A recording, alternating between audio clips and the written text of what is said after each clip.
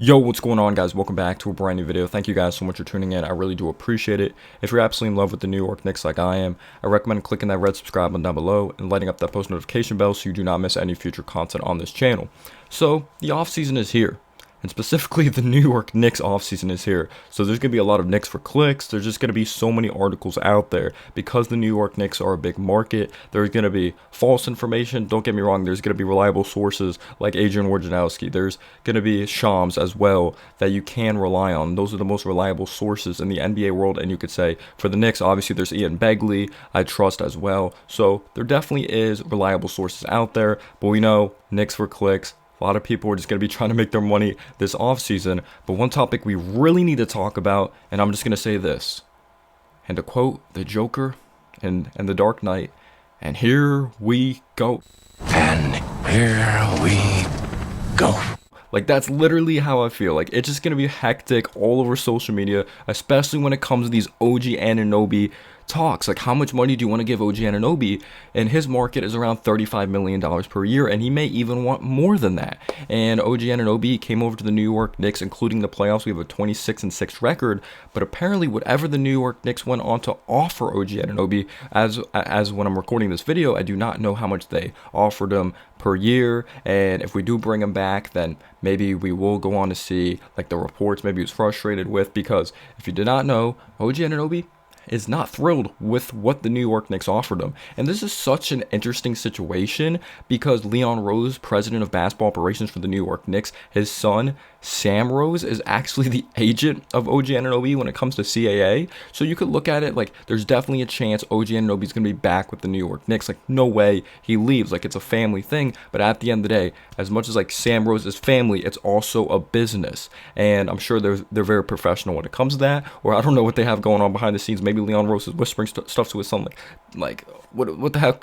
like are you looking for? Because that's crazy, doing negotiating with your dad. I just couldn't imagine that. So that's very interesting, and I'm very interested to see what's going to go on to happen. But apparently, to him, the New York Knicks lowballed him. He was talking about this on Get Up, Brian Windhorst. So it did not come out by Woj. It did not come out by Shams. So. And sometimes, if you take a look at Brian Windhorst, yes, he could be reliable, but sometimes he speculates when he's on Get Up. He's like, well, OG Anunoby might, I'm not saying he said this, but sometimes he says this with players, like, oh, OG Anunoby might have those people around him that like this, or they want him to have this role. Like, he speculates, like, OG's people might be the type to do this, and then he kind of makes it news sometimes, if you know what I mean. It's sometimes a little more speculating and predicting based off of the knowledge he knows about OG Anunoby's people. But of course, Sam Rose is the agent of OG Anunoby. But there definitely is a threat out there of a team like the Philadelphia 76ers. They're going to have cap space, and of course, I'm not gonna lie, I would lose respect for OG Anunoby if he went over to Philly, especially I would be frustrated with the Knicks as well if we can't bring him back, because I know I don't like going back in the time machine and be like, oh, I miss RJ, I miss Quickly, and I miss that second round pick or whatever. But yeah, you'd be trading away Emmanuel Quickly, RJ Barrett for nothing if you don't go on to bring back OG Anunoby, and he was one of those true glue pieces. And I know a lot of people may be frustrated with OG Anunoby because can't consistently stay healthy. His first few seasons in the league, he was playing a good amount of games, but like lately in his career, it just seems like hopefully he's healthy playoff time. We know he's going to give us 50 to 55 games, and we're going to be very good in those games, but can he be healthy playoff time? Because I feel it's more than just like, are you healthy on the court? Like, it comes down to your mental as well. Are you comfortable with your body? Just because you're technically healthy enough to be out there on the floor doesn't mean you're in rhythm, if you know what I mean. So just because you're labeled healthy doesn't always mean something, because there could be like you're back healthy, oh, you're rusty, but then you start getting going, and then OG Anunoby gets hit with a setback. Like, that happened this season with the New York Knicks, that he was playing his best basketball, one of his best offensive games, one of his best defensive games. We know he's a good defensive player, but he was like really aggressive getting to the mid-range, and we beat the Miami Heat. And right before the Hornets game, the next game, obviously Randall got hurt in that Heat game. Right before the Hornets game, like, he injured his elbow when it came to shoot around. And then you take a look at this playoffs. He finally starts to get into a rhythm. Game 5, dude's going off. I swear, I thought he was going to drop 40. You see the aggressiveness of getting to the mid-range. He was attacking Miles Turner. And I'll be getting into why I think he values himself so high. Obviously, he's a very quality, very good player in this league. But also, if you just take a look at like recipe for success, there definitely is a specific criteria that the NBA takes a look at. But anyway, it just seems like there's always a setback. He had like 28 points through 3 quarters, and he got hurt at the end of the third because of that hamstring. And I wonder in the back of his head if OG, because OG's already been like up and down when it comes to these injuries and inconsistencies of staying healthy. I wonder if he ever has the mindset like, yeah, Sam, like, I love you, you're my agent, I understand your dad. But I don't think they talk like that. It is business at the end of the day. But I never like bringing up like the Tibbs narrative, like with the minutes and all of that, especially when it came to this past season. But OG Anunoby, with him, it's just like if we get him back, and $35 million a year I think is plenty. So I'm not sure what he really wants. Does he want $38 million? Because the Knicks also need to be smart at the same time. You don't want to lowball him. You're going to have to pay good players a good amount of money. But then also at the same time, there should be incentives of a amount of games played. But if we have a really good record and he's healthy playoff time, that's all that matters to me. Are you healthy when it really matters most? But you see how pivotal OG is for this team.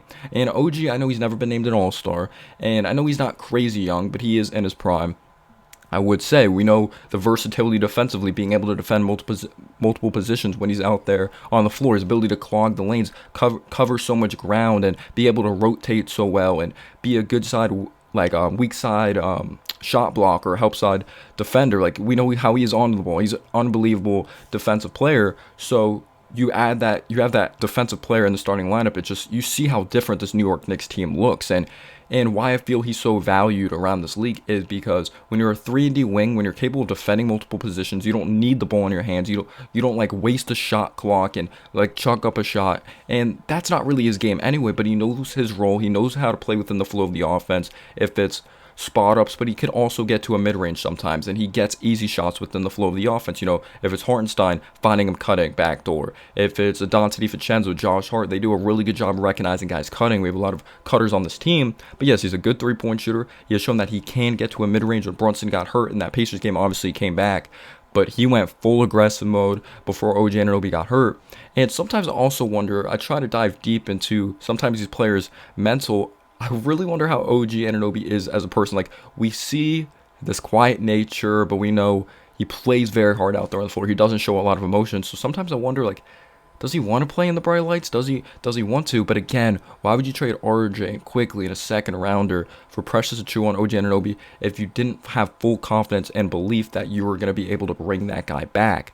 But if you look at the Philadelphia 76ers going to them, like, I would hate that because they're going to have cap space. They had so many one-year contracts. They get the Tobias Harris contract off the books. He had $39 million left. That's a lot of money. He had 0 points in an elimination game. He always chokes in elimination games. You know, you had Kyle Lowry that was on a 1 year. You had Cameron Payne that was on a 1 year. You had Buddy Hield that was on a 1 year. You had Kelly Oubre that was on a 1 year. Nicholas Batum that was on a 1 year. You had so many one-year contracts that they're going to be able to free up so much cap space. And if you did not know, if they're not able to land Paul George, OG Anunoby is actually their backup option. And he's someone that could play within the flow of the offense and doesn't need to dominate the ball, and you have your scores of Maxey and Embiid, and then you have a versatile defender. If he gets to playoffs healthy and shows that impact, that's dangerous. And I think that's the worst nightmare if he goes to the Philadelphia 76ers. Nick Nurse, former head coach of his when he was with Toronto as well.